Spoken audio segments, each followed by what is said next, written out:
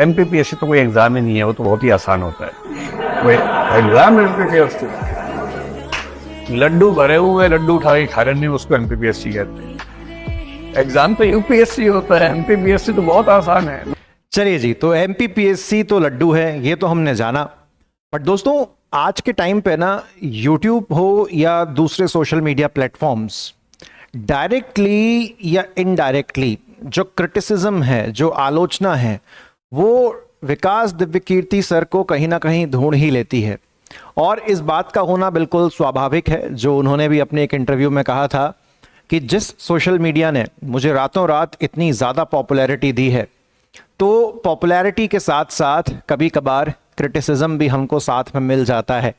और ये अक्सर इसीलिए होता है कि जब आप एक बहुत ज़्यादा पॉपुलर फेस होते हो तो आप कई सारी बातें, बड़े बड़े लेक्चर्स, बड़े बड़े सेमिनार्स सोशल मीडियाज़ पर अपलोड किए जाते हैं।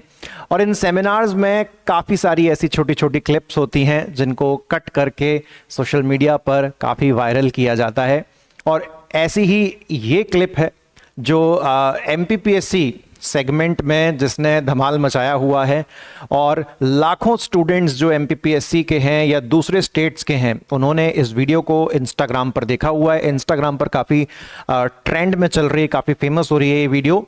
तो इस वीडियो को थोड़ा सा हमको आज जांचना पड़ेगा, इस क्लिपिंग का थोड़ा सा एनालिसिस करना पड़ेगा कि डॉक्टर दिव्यकीर्ति सर एग्जैक्टली इस क्लिपिंग में कहना क्या चाह रहे थे और बाकी लोगों ने उसको किस तरीके से देखा, किस तरीके से समझा।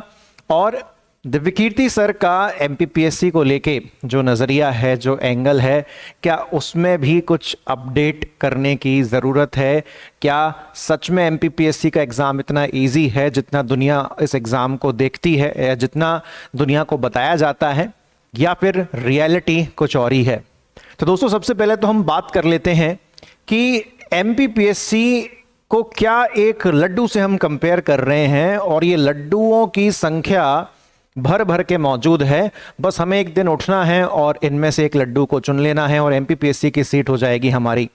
दोस्तों देखिए, एमपीपीएससी में ना तो होती है नेगेटिव मार्किंग, तो इसको आसान माना जाता है। एमपीपीएससी में ना ही मेंस के अंदर ऑप्शनल सब्जेक्ट्स होते हैं, तो इसको आसान माना जाता है। एमपीपीएससी में जो क्वेश्चंस होते हैं वो यूपीएससी की तुलना में काफ़ी इजी देखने को मिलते हैं, तो इसको आसान माना जाता है। तो कहीं ना कहीं एक छवि जो नॉन एमपी के लोग हैं, जिनका एमपीपीएससी से ज़्यादा कनेक्शन नहीं है, जो इस पेपर को देते नहीं हैं, तो उनके माइंड में एक ऐसा एक माइंडसेट क्रिएट कर दिया गया है कि एमपीपीएससी मतलब बिल्कुल गिरा हुआ एग्जाम है कि मुंह उठा के जाओ और एग्जाम को दे दो और आप पास हो जाओगे, और कोई एक दो फैक्चुअल किताब आप रट लो और आपका एग्जाम जो है वो क्लियर हो जाएगा। तो दोस्तों, आप भी जानते हो, मैं भी जानता हूं कि ये वास्तविकता बिल्कुल भी नहीं है। एमपीपीएससी एक ऐसा स्टेट पीएससी का एग्जाम है जहां पर एक जनरल कैटेगरी के बंदे को 100 में से 81 से लेके 82 क्वेश्चंस तक ठीक करने होते हैं।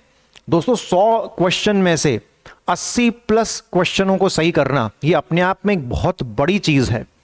और जहां पर कि ओबीसी का भी कट ऑफ मुश्किल से एक दो क्वेश्चन पीछे रहता है। ओबीसी वाले व्यक्ति को भी 79 to 80 क्वेश्चंस ठीक करने पड़ते हैं। आप लास्ट बिल्कुल एसटी तक भी जाएंगे तो भी मिनिमम 70 क्वेश्चन एसटी वाले बंदे को भी जो है सही करने पड़ते हैं। तो एमपीपीएससी का जो एग्जाम है ना, आप इसके पैटर्न को देखते हो, जब आप इस एग्जाम को दूर से देखते हो, यही इस एग्जाम की बहुत बड़ी खासियत है। आप इस एग्जाम को दूर से देखते हो, ये एग्जाम आपको लगता है बहुत इजी, लेकिन जब आप इस एग्जाम की प्रिपरेशन करके इस एग्जाम को सच में अटेम्प्ट करने जाते हैं, तब हमको इस एग्जाम की रियलिटी पता चलती है कि एग्जैक्टली एमपीपीएससी क्या भला है और कितनी खतरनाक चीज है। स्पेशली हम लोग दोस्तों बात करें प्रीलिम्स के अंदर, आप पूरा पढ़ के जाएंगे, आप 60 क्वेश्चन सही करेंगे, 65 सही करेंगे, 70 तक पहुंचेंगे, 75 तक पहुंचेंगे। अगर मैं एक जनरल कैटेगरी के बंदे के नजरिए से बात करूं, आप 75 तक भी पहुंच गए, 5 क्वेश्चन तब भी आपके कम रह गए। तो एग्जाम में यहां पर जो फैक्ट्स हैं ये इतने ज्यादा कॉम्प्लिकेटेड आ जाते हैं कभी कभी कि वो 80 क्वेश्चंस का आंकड़ा पास करना बहुत मुश्किल हो जाता है। परंतु लोगों का जो नज़रिया है इस एग्ज़ाम को लेके, ना जाने इस एग्ज़ाम को दोस्तों कितना आसान बना दिया गया है बोल बोल के कि एमपीपीएससी तो कुछ है ही नहीं, कोई भी इसको कर लेगा। तो अब थोड़ा सा बात आ जाते हैं कि जो दिव्यकीर्ति सर यहाँ पर कहने की कोशिश कर रहे थे वो कुछ इस प्रकार से था कि अगर आप बिल्कुल टारगेट स्टडी करते हो, बिल्कुल सिस्टमैटिक तरीके से पढ़ते हो, तो ये एग्ज़ाम बिल्कुल भी डिफ़िकल्ट नहीं है। और लेकिन इस बात को उस क्लिपिंग में नहीं डाला गया, वो बाद में उन्होंने जो है एडअप किया था इस क्लिपिंग के अंदर।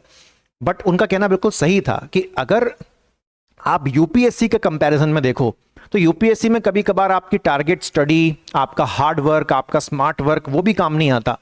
बट एमपीपीएससी जैसा एग्जाम ऐसा है कि जहां पर अगर कोई व्यक्ति कंसिस्टेंटली टारगेट स्टडी कर ले कि उसको 8 फैक्चुअल किताबें अगर पढ़नी है तो उसने 8 फैक्चुअल किताबों को बिल्कुल टारगेट स्टडी करके प्रीलिम्स से पहले कम से कम गिरी से गिरी हालत में 2 से 3 बार रिवाइज किया हुआ है, उसके चांसेस 90 to 95% हो जाते हैं सिलेक्शन के, जो कि यूपीएससी जैसे एग्जाम में नहीं होता। और वहीं पर दिव्यकीर्ति सर ने ये कहा था कि एग्जाम एमपीपीएससी कोई एग्जाम है भला, एग्जाम तो यूपीएससी होता है, एमपीपीएससी तो क्या है, ये तो लड्डू है, इतने सारे लड्डू रखे हैं उसमें से उठा के एक खा लो, ये एमपीपीएससी है। तो उन्होंने उस नजरिए से कहा कि अगर आप टारगेट स्टडी कर लेते हो तो फिर कोई ऐसा बहुत डिफिकल्ट एग्जाम नहीं है। बट सर थोड़ा सा ये देखना भूल गए कि एमपीपीएससी में कंपटीशन की कोई कमी नहीं है, अदर स्टेट्स के विद्यार्थी भी एमपीपीएससी के एग्जाम को देने आते हैं, बट उनकी संख्या उतनी ज़्यादा नहीं है। एमपी के ही काफ़ी सारे विद्यार्थी एग्जाम को देते हैं, तो लगभग 2 लाख के आसपास लोग जो है एमपीपीएससी का एग्जाम देते हैं। और इसमें जो सीट्स हैं, जो नंबर ऑफ सीट्स हैं, वो काफ़ी कम रहती हैं दूसरे स्टेट्स के कंपैरिजन में। और प्लस जो फैक्चुअल डेटा है वो तो जान लेता ही है। और आएंगे दोस्तों इसके मेंस पर, तो इसके मेंस को भी बड़ा हल्के में लिया जाता है। तो भैया मेंस भी इसका हल्के में लेने के लिए नहीं है। मेंस के अंदर एमपीपीएससी में जो यूनिट्स डिजाइन करी गई हैं वो इतनी सोच समझ के और इतनी गहराई में डिजाइन करी गई हैं कि अगर आप एमपीपीएससी मेंस की हर यूनिट को पढ़ते बैठते हो तो उसमें इतनी डिटेलिंग है, इतनी डिटेलिंग है, इतना समय वो आपका लेता है, परंतु ये चीजें कोई देखता नहीं है। बेवजह बदनाम कर रखा है। इसलिए कहते हैं कुत्ता पालो बिल्ली पालो, लेकिन गलत फहमी मत पालो कि एमपीपीएससी का एग्जाम जो है आसान है। कौन आपसे कह के चला गया एमपीपीएससी का एग्जाम आसान है? ऐसे भी विद्यार्थी हैं जिन्होंने यूपीएससी का प्री निकाला हुआ है, परंतु उनका एमपीपीएससी का प्री नहीं क्रैक हो पाया। दोनों एग्जाम्स की डिमांड बिल्कुल अलग है। ये कहना बिल्कुल गलत है कि जिस व्यक्ति ने यूपीएससी की तैयारी कर ली है वो तो एमपीपीएससी को यूं चुटकियों में निकालेगा, ऐसा बिल्कुल नहीं है। इसका फैक्चुअल पोर्शन बिल्कुल अलग है, बिल्कुल कहानी इसकी अलग है, इसका पैटर्न बिल्कुल अलग है। ऐसा नहीं है। इतने एक से एक धुरंधर लोग इस एग्जाम को देते हैं बट नहीं क्वालिफाई कर पाते हैं। तो ये सच उन सभी कानों तक पहुंचना बहुत जरूरी है, क्योंकि ऐसी सिर्फ वीडियोस को मध्य प्रदेश के ही विद्यार्थी नहीं देखते हैं, और मध्य प्रदेश के विद्यार्थी देखते हैं तो सबसे पहली बात तो उन तक ये सच पहुंचना बहुत ज़रूरी है कि ना तो आप इस एग्ज़ाम को हल्के में लीजिए, और सामने वाला भी अगर इस एग्ज़ाम को हल्के में लेता है तो उनको भी रियलिटी चेक देना बहुत ज़रूरी है भाई। और अगर आप किसी दूसरे स्टेट से बैठ के इस एग्ज़ाम को या इस वीडियो को देख रहे हैं तो आप सभी को भी मैं सूचित कर देना चाहता हूँ कि अगर आप कभी भी एमपीपीएससी अटेम्प्ट करना चाहें या करने की सोच रखें तो इस वहम के साथ और इस गलत फहमी के साथ बिल्कुल भी इस एग्जाम की तैयारी में मत आइएगा कि आपको थोड़ी सी भी सरलता जो है देखने को मिलेगी। It's a completely unique exam in its own way. इसकी बिल्कुल अलग खासियत है, दूसरे एग्जाम से बिल्कुल अलग है। आपके फैक्चुअल नॉलेज को बहुत ज्यादा टेस्ट करता है, कितनी गहराई तक पिछले 5-5, 6 साल के फैक्ट्स, वहां के करंट अफेयर्स आपसे उठा के पूछ सकता है। और जब मेंस आता है तो मेंस में भी जो इसमें 2 मार्क्स के और 7 मार्क्स के और 10 मार्क्स के क्वेश्चंस होते हैं, तो 7 और 10 तो आप एक बार को फिर भी बना लोगे अगर आपने डिटेल में मेंस पढ़ा हुआ है।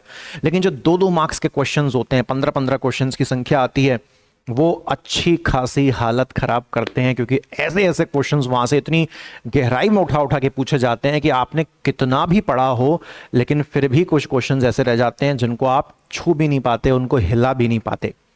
तो दोस्तों इस वीडियो में मैं बेसिकली इसी रियलिटी के ऊपर बात करना चाहता था, क्योंकि हम लोग पढ़ाई की बात हमेशा करते हैं, स्ट्रेटेजी की बात हमेशा करते हैं, लेकिन ये जो आसपास की अतिरिक्त बातें हैं इनके ऊपर भी चर्चा होना बहुत ज़्यादा ज़रूरी है, इनके ऊपर डिस्कशन होना बहुत ज़्यादा ज़रूरी है, ताकि जिस एग्ज़ाम को हम पढ़ रहे हैं उस एग्ज़ाम की कद्र हमको भी पता हो, उस एग्ज़ाम की वैल्यू हमको भी पता हो, उसकी डिफ़िकल्टी लेवल हमको भी पता हो, और जो भी इस एग्ज़ाम को दूसरे छोर से देखता है उन सभी लोगों को भी इस चीज़ का पूरा अंदाज़ा होना बहुत ज़रूरी है। तो विकास दिव्यकीर्ति सर को आप गलत ना लीजिएगा, उस क्लिप को, उस छोटी सी क्लिप को देख के उनका कहने का तरीका थोड़ा डिफरेंट था, बट कैजुअली टीचर्स अक्सर मजाक मजाक में ऐसा कह जाते हैं, बट इंस्टाग्राम का सेक्शन बिल्कुल मजाक से भरपूर नहीं था। विद्यार्थी काफ़ी उत्तेजित हो गए इंस्टाग्राम के कमेंट सेक्शन में।